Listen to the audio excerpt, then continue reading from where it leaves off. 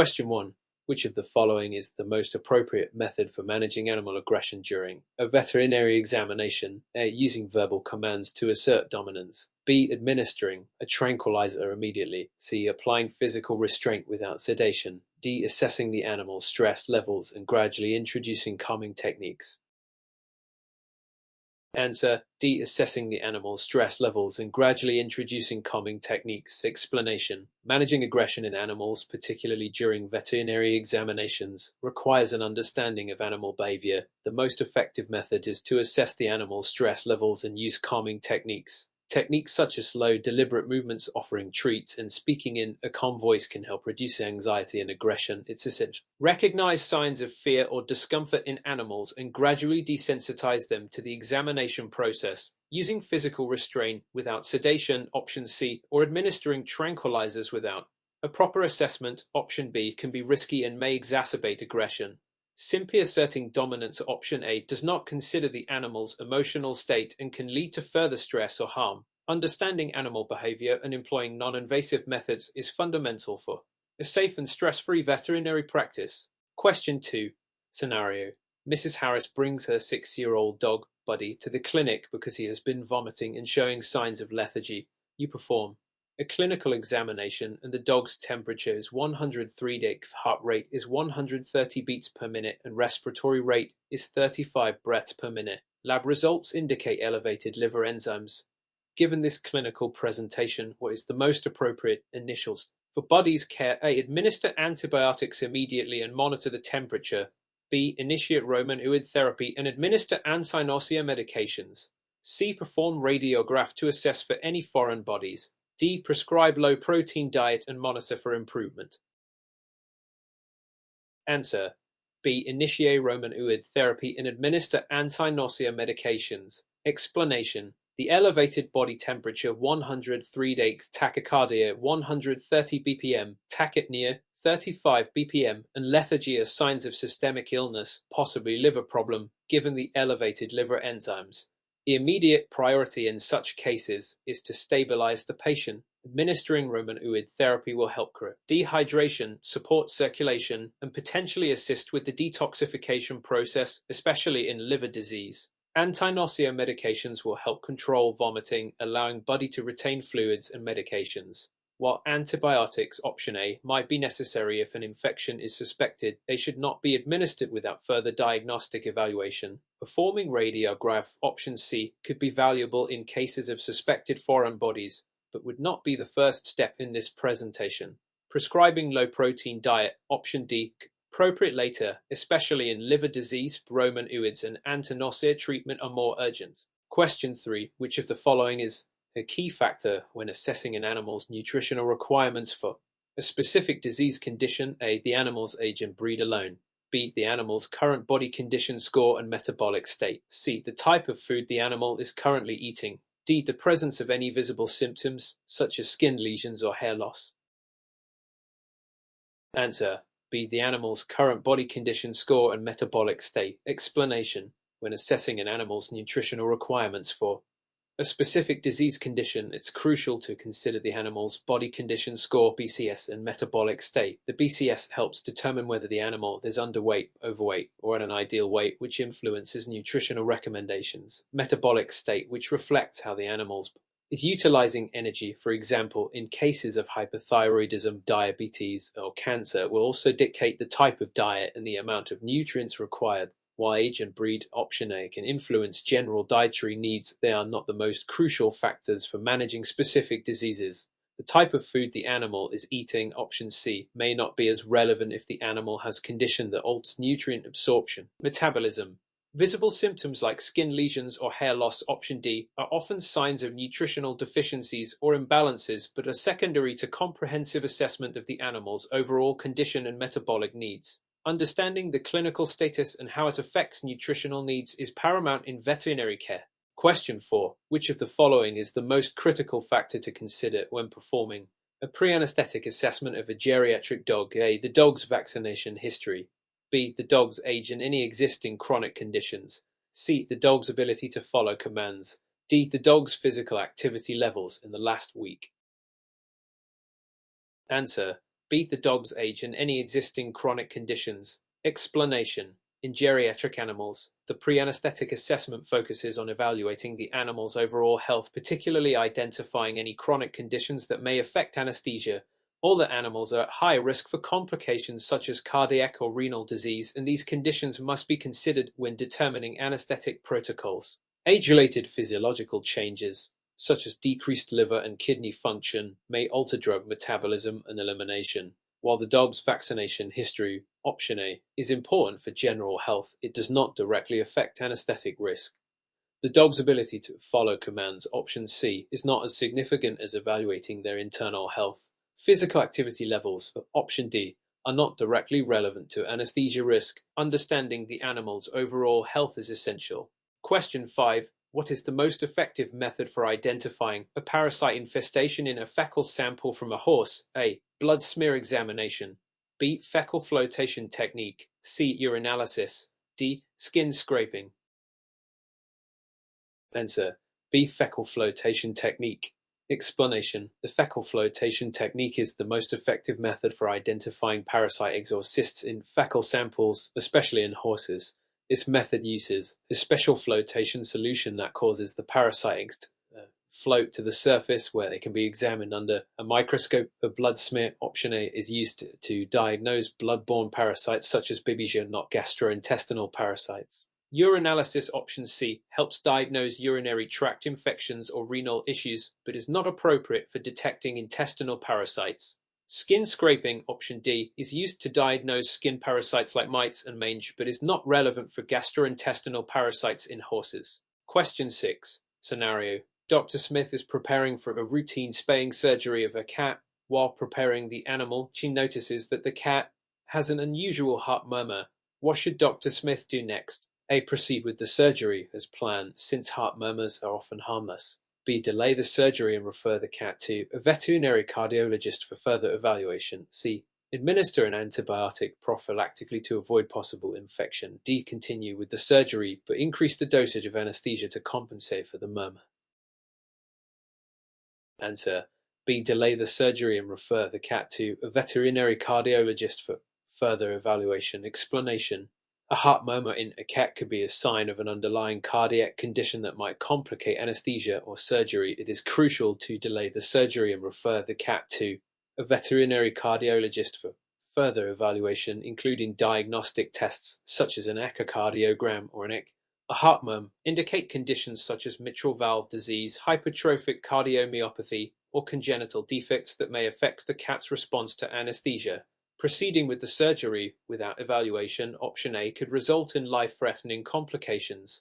Antibiotics, option C, are not warranted unless there is sign of infection, and simply increasing anesthesia dosage, option D, does not address the underlying issue of the heart murmur. Question 7. Which of the following is true about the use of opioids in veterinary anesthesia? A. Opioids are contraindicated in animals with liver disease. B. Opioids do not provide analgesia but only sedation. C. Opioids may cause respiratory depression, particularly at high doses. D. Opioids are safe for use in all animals, regardless of age or health status. Answer. C. Opioids may cause respiratory depression, particularly at high doses. Explanation. Opioids are commonly used in veterinary anesthesia for their potent analgesic effects. However, they can cause respiratory depression, particularly when administered at high doses. This is a critical consideration when using opioids in any animal and requires close monitoring of respiratory function during and after administration. Opioids are not contraindicated in animals with liver disease. Option A, they may be used but at adjusted doses. Opioids do provide analgesia, not just sedation. Option B, and their analgesic properties are a key benefit in managing pain during and after surgery. Although opioids are commonly safe, their use requires careful consideration, particularly in geriatric or compromised animals. Option D. Question 8. Which laboratory test is most useful for assessing kidney function in an animal with suspected renal failure? A. Complete blood count, CBC. B. Urine-specific gravity, C. Serum creatinine and blood urea nitrogen bun. D. Coagulation profile. Answer. C. Serum creatinine and blood urea nitrogen bun. Explanation. Serum creatinine and blood urea nitrogen bun are the primary markers for assessing kidney function. Elevated levels of these substances indicate impaired renal function, as they are waste products typically excreted by the kidneys. Monitoring these levels is essential for diagnosing and managing renal failure. E. is important for evaluating overall health and identifying anemia or infection, but does not specifically assess kidney function.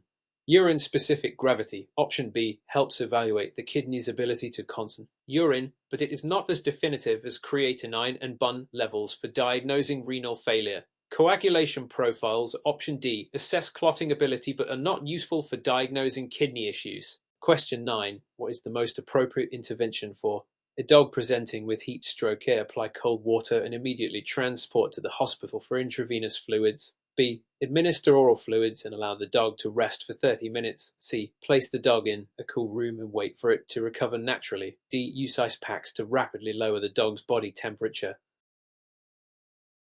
Answer A. Apply cold water and immediately transport to the hospital for intravenous fluids. Explanation. Heat stroke is a life-threatening condition that requires prompt intervention. The initial treatment involves cooling the dog with cool, not ice-cold, water to lower the body temperature. However, this must be followed by immediate transportation to a veterinary hospital for intravenous fluid therapy and further medical management. Cooling the too rapidly, option D, with ice packs can cause vasoconstriction, impairing heat dissipation. Resting the dog, option B, or waiting for natural recovery, option C, are inappropriate and could lead to further complications such as organ failure or death. Question 10. Which of the following is the best way to reduce the risk of needle stick injuries in the veterinary clinic? A. Use only needles with a larger gauge. B. Recap needles immediately after use. C. Use safety engineered needles and dispose of them in a puncture-resistant container. D. Avoid wearing gloves when handling needles. Answer C. Use safety engineered needles and dispose of them in a puncture-resistant container. Explanation. The best way to reduce the risk of needle stick injuries is to use safety engineered needles that have built-in features to prevent accidental needle exposure, such as retractable or shielded needles. After use, these needles should be disposed of immediately in a puncture-resistant sharps container. Recapping needles, option B, is a risky practice and should be avoided to prevent injury. Using larger gauge needles, option A, does not significantly impact the risk of needle stick injuries. Avoiding gloves, option D, increases the risk of exposure to blood and other potentially infectious materials. Question 11. Which of the following is the most appropriate method for diagnosing a feline urinary tract infection, UT? A. Physical examination and observation of clinical signs only. B. Urine culture and sensitivity testing. C. Ultrasound imaging of the bladder. D. Fecal analysis for parasite detection. Answer B. Urine culture and sensitivity testing. Explanation. Urine culture and sensitivity testing is the gold standard for diagnosing a urinary tract infection, UT, in cats. This test identifies the specific bacteria causing the infection and determines which antibiotics will be most effective in treating it. Physical examination, option A, and clinical signs may suggest a UTI cannot confirm the presence of bacteria. Ultrasound, option C, can be helpful in identifying structural abnormalities or bladder stones, but is not sufficient for diagnosing infection. Fecal analysis, option D, is unrelated to UTIs and is used to diagnose gastrointestinal parasites. Question 12. Which of the following is a common side effect of corticosteroid use in veterinary medicine? A. Increased appetite and thirst. B. Decreased heart rate. C. Hypothermia. D. Muscle weakness due to increased calcium levels.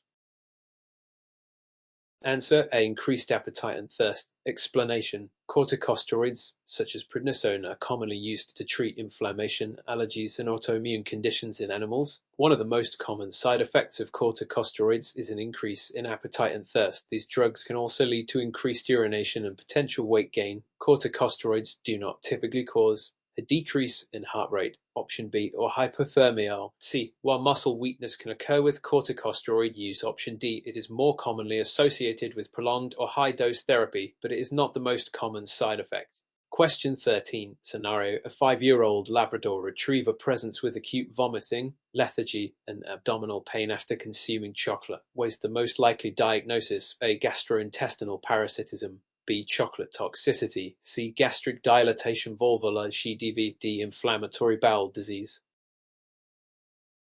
Answer B. Chocolate toxicity. Explanation. Chocolate toxicity occurs when dogs ingest chocolate which contains theobromine, a substance toxic to dogs. Symptoms of chocolate toxicity include vomiting, lethargy, abdominal pain, increased heart rate, and sometimes seizures. The severity of symptoms depends on the type and amount of chocolate ingested, while gastrointestinal parasitism, option A, and inflammatory bowel disease, option D, cause vomiting and abdominal pain. They are less likely to be triggered by a specific ingestion event.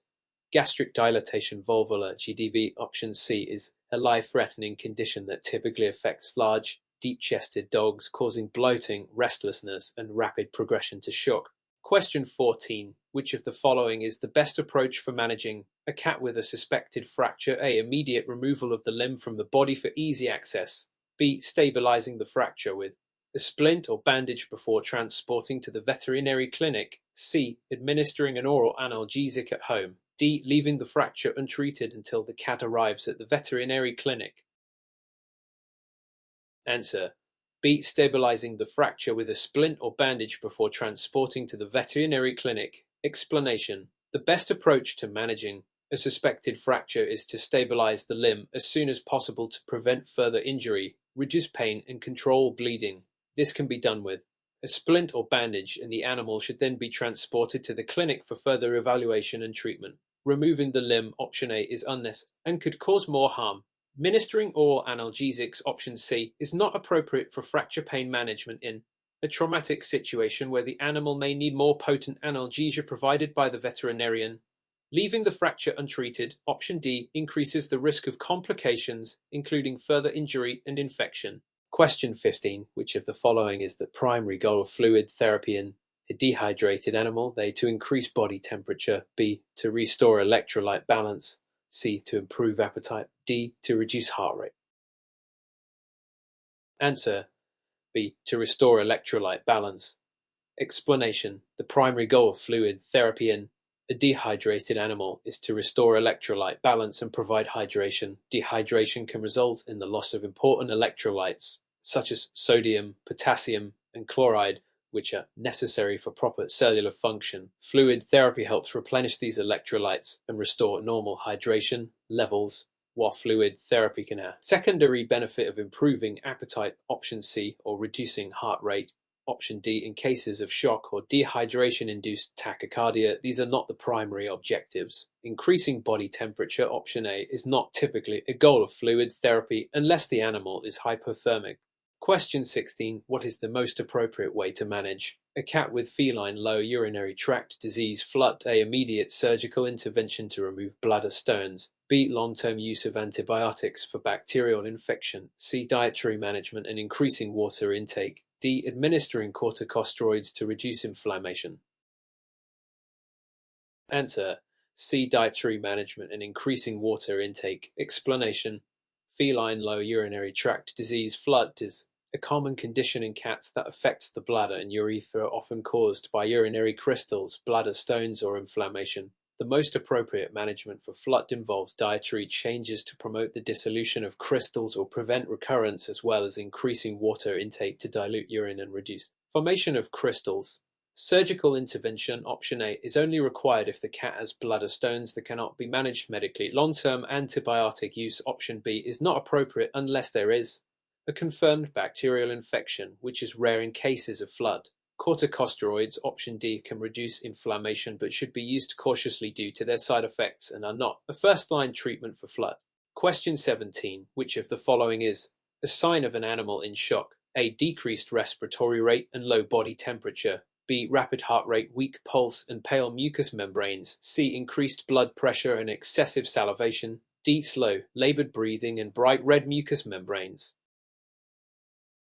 Answer: B. Rapid heart rate, weak pulse, and pale mucous membranes. Explanation: in shock, the body responds to inadequate perfusion of tissues by attempting to maintain circulation to vital organs. One of the hallmark signs is a rapid heart rate, tachycardia, weak or thready pulse, and pale mucous membranes due to decreased blood flow to peripheral tissues. Decreased respiratory rate and low body temperature, option A, may occur in shock but are not typical early signs. Increased blood pressure, option C, would be unusual in shock as it generally leads to hypotension. Slow, labored breathing and bright red mucous membranes, option D, are more suggestive of respiratory distress or poisoning, not shock. Question 18. Scenario. Mr. Williams, a 10-year-old border collie, is brought to the clinic for lethargy, loss of appetite, and a history of excessive drinking and urination. His owner reports that he has had several urinary accidents at home. On physical examination, Mr. Williams has a bloated abdomen and is found to have a heart murmur. What is the most likely diagnosis? A. Chronic renal failure. B. Diabetes mellitus. C. Hyperadrenocorticism, Cushing's disease. D. Heartworm disease.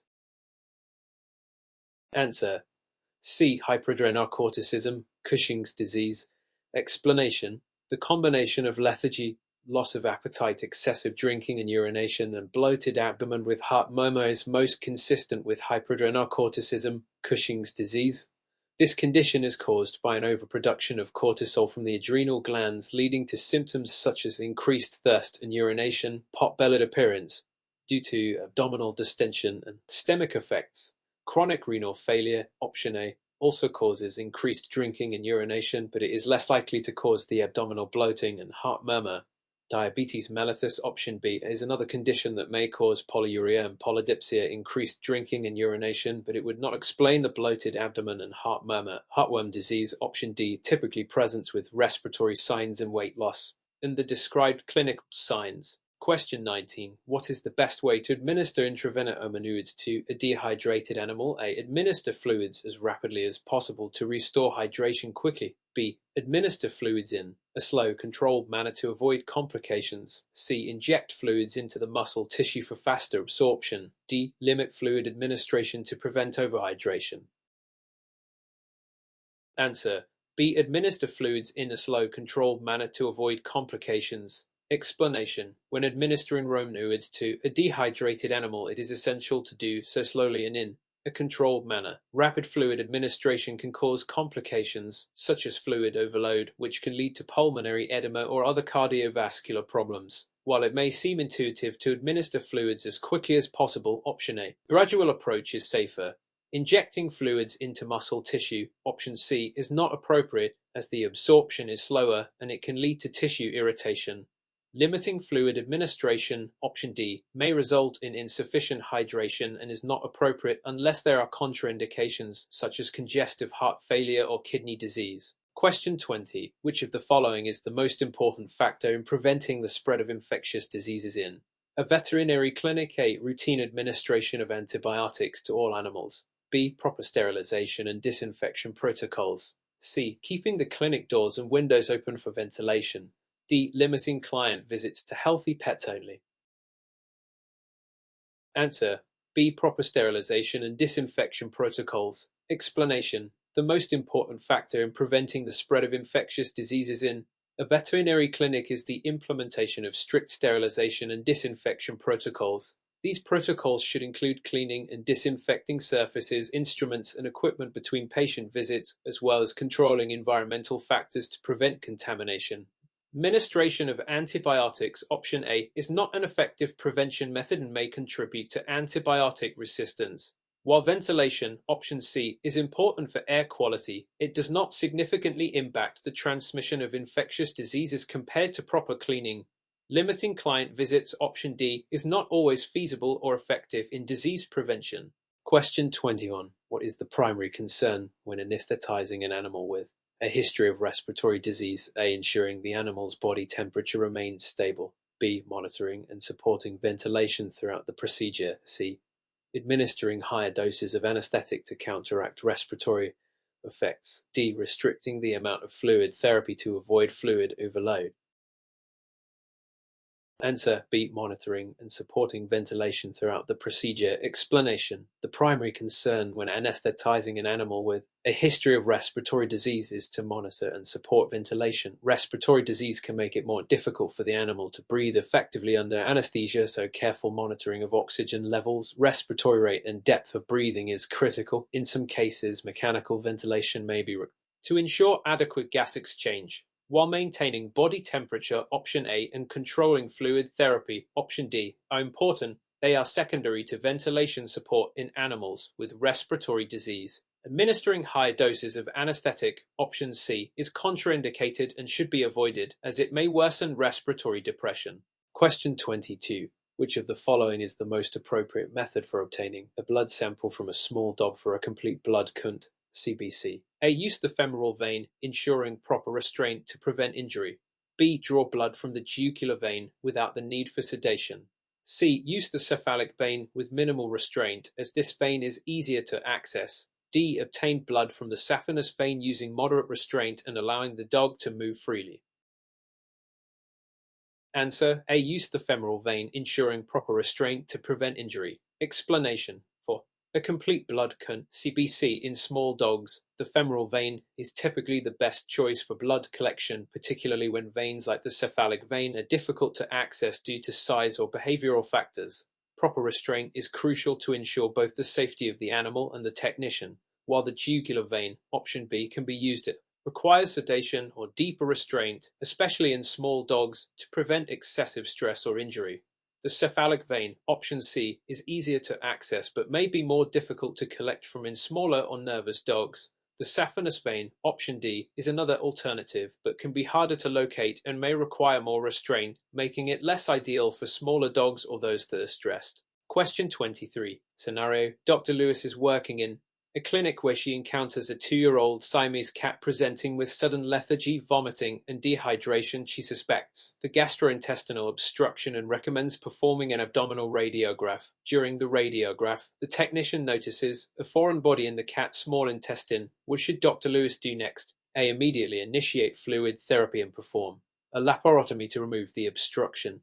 B. Administer oral laxatives and wait 24 hours to observe if the foreign body passes on its own. C. Prepare the animal for an exploratory surgery to remove the foreign body. D. Monitor the cat for 48 hours, as many foreign bodies pass on their own without intervention. Answer: C. Prepare the animal for an exploratory surgery to remove the foreign body. Explanation: In this case, the foreign body is lodged in the small intestine, which typically requires surgical intervention to remove, particularly if the animal is showing signs of obstruction such as lethargy, vomiting, and dehydration. An exploratory surgery, option C, is the most appropriate next step for diagnosing and removing the obstruction. Waiting 20 hours, option B, is not advisable, as this could result in worsening of the obstruction, leading to complications like necrosis, perforation, or sepsis. Monitoring the cat for 48 hours, option D, could be dangerous, as a foreign body lodged in the intestine will not likely pass on its own. Although fluid therapy, option A, is often initiated to stabilize the animal, the foreign body removal is the priority in this scenario. Question 24. What is the most important consideration when administering general anesthesia to an animal with a known cardiac arrhythmia? A. Using higher doses of anesthetic to ensure complete sedation. B. Administering anesthetic agents that have minimal effect on heart rate and blood pressure. C. Focusing on ensuring proper oxygenation but disregarding heart rate changes. D. Increasing fluid therapy to prevent dehydration during the procedure. Answer: B. Administering anesthetic agents that have minimal effect on heart rate and blood pressure. Explanation: When anesthetizing an animal with a known cardiac arrhythmia, the most important consideration is to select anesthetic agents that have minimal effects on heart rate and blood pressure. Anesthesia can exacerbate cardiac arrhythmias, leading to dangerous fluctuations in heart rate and blood pressure, so care must be taken to choose agents that are safe for cardiac patients. While fluid therapy, option D, is important in maintaining blood pressure, it should not be used as the primary focus. Increasing the dose of anesthetics, option A, or disregarding heart rate, option C, would be inappropriate, as both could lead to exacerbation of the arrhythmia or cardiovascular collapse. Question 25. Which of the following is a common complication associated with prolonged use of corticosteroids in veterinary patients? A. Increased blood glucose levels and risk of diabetes mellitus. B. Increased potassium levels leading to hyperkalemia. C. Decreased liver enzyme production causing hypoalbuminemia. D. Reduced red blood cell count leading to anemia. Answer A. Increased blood glucose levels and risk of diabetes mellitus. Explanation: Prolonged use of corticosteroids can lead to several complications, including an increase in blood glucose levels. Corticosteroids promote gluconeogenesis, the production of glucose, and can impair insulin sensitivity, leading to hypoglycemia. This puts the animal at increased risk of developing diabetes mellitus, especially in animals predisposed to disease. Increased potassium levels, option B, would be more common with other medications, such as potassium-sparing diuretics, and is not typically seen with corticosteroids. Decreased liver enzyme production, option C, is not associated with corticosteroids. In fact, corticosteroids can elevate liver enzymes. Reduced red blood cell count, option D, is more commonly associated with conditions like anemia, but it is not a complication of corticosteroid use. Question 26. Which of the following is the most effective method for reducing the risk of zoonotic disease transmission in a veterinary practice? A. Require all clients to use hand sanitizers before entering the clinic. B. Implement strict protocols for sterilization and disinfection of all surfaces and equipment. C. Provide vaccination against all zoonotic diseases to both pets and staff. D. Isolate all animals with potential zoonotic diseases from other patients. Answer: B. Implement strict protocols for sterilization and disinfection of all surfaces and equipment. Explanation: the most effective way to reduce the risk of zoonotic disease transmission in a veterinary practice is by adhering to strict sterilization and disinfection protocols. This involves cleaning and disinfecting all surfaces, equipment, and instruments between patient visits to prevent cross-contamination. Additionally, gloves, masks, proper hand hygiene should be routinely practiced to further reduce the risk of zoonotic transmission. While vaccination, option C, is important, not all zoonotic diseases have vaccines available for animals or humans. Isolating animals with potential zoonotic diseases, option D, is important but not the only step. Proper cleaning and hygiene should always be prioritized. Using hand sanitizers, option A, is useful but should be part of a broader infection control strategy. Question 27. Which of the following is the most significant reason for ensuring proper sedation and analgesia when performing a dental cleaning procedure in a dog? A. To reduce the chances of gingival infection during the procedure. B. To improve the accuracy of periodontal probing and treatment. C. To prevent stress and minimize pain, which can lead to animal aggression. D. To prevent the dog from biting the veterinary team during the procedure. Answer: C. To prevent stress and minimize pain, which can lead to animal aggression. Explanation: proper sedation and analgesia are essential during dental cleaning procedures, not just for performing the procedure accurately, but for managing the animal's stress and pain levels. Animals, especially dogs, are more likely to experience anxiety, pain, and aggression when these factors are not managed. Sedation helps minimize stress, which can lead to aggression or trauma to both the animal and the veterinary staff, while controlling gingival infection, option A, and improving periodontal probing, option B, are important. The primary focus is managing stress and pain to ensure the safety and well-being of the animal. Preventing, option D, is also consideration, but is ultimately byproduct of reducing stress through appropriate sedation and analgesia. Question 28. Which of the following animals is most likely to be predisposed to obesity due to its metabolic characteristics? A. Cats with hypothyroidism. B. Dogs with hypothyroidism. C. Rabbits with gastrointestinal stasis. D. Guinea pigs with vitamin C deficiency. Answer: B. Dogs with hypothyroidism. Explanation: hypothyroidism in dogs results from an underactive thyroid leading to a slowed metabolic rate. This decrease in metabolism predisposes affected dogs to weight gain and obesity as they burn fewer calories. Weight management becomes crucial for these animals. Hypothyroidism in cats, option A, usually leads to weight loss and an increased appetite due to an accelerated metabolism. Gastrointestinal stasis in rabbits, option C, leads to other health issues, but obesity is not the primary concern. A vitamin C deficiency in guinea pigs, option D, can lead to other health issues such as scurvy, but does not directly contribute to obesity. Question 29. Scenario: Dr. Patel is examining a 5-year-old Labrador retriever that was brought in for a routine wellness check. The dog has a history of occasional limping after exercise, but is otherwise healthy. Dr. Patel performs a physical exam and finds that the dog is mildly overweight with a slight decrease in range of motion in the right hip. After reviewing the dog's history and performing radiographs, Dr. Patel diagnoses the dog with hip dysplasia. What would be the most appropriate course of action to manage this condition long-term? A. Surgical intervention to correct the hip joint malformation immediately. B. Initiating a weight management program and prescribing nonsteroidal anti-inflammatory drugs and NSAIDs for pain relief. C. Recommending euthanasia due to the severity of the condition. D. Advising strict confinement to prevent any movement that may cause further damage.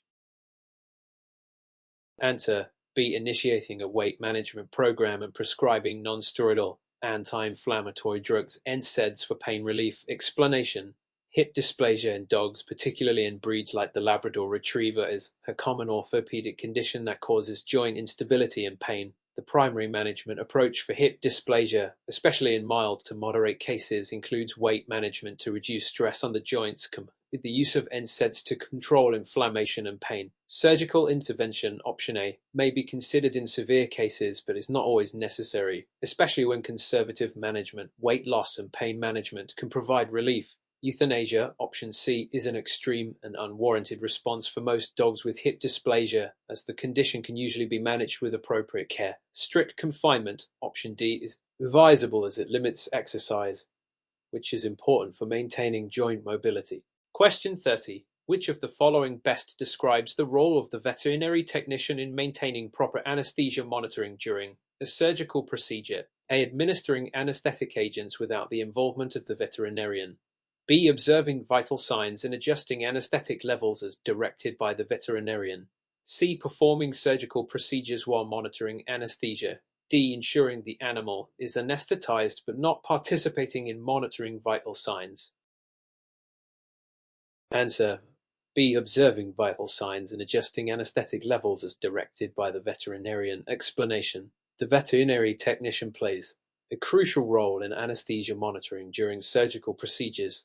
This involves continuously monitoring the animal's vital signs, such as heart rate, respiratory rate, blood pressure, and oxygen saturation, and adjusting the anesthetic levels as directed by the veterinarian.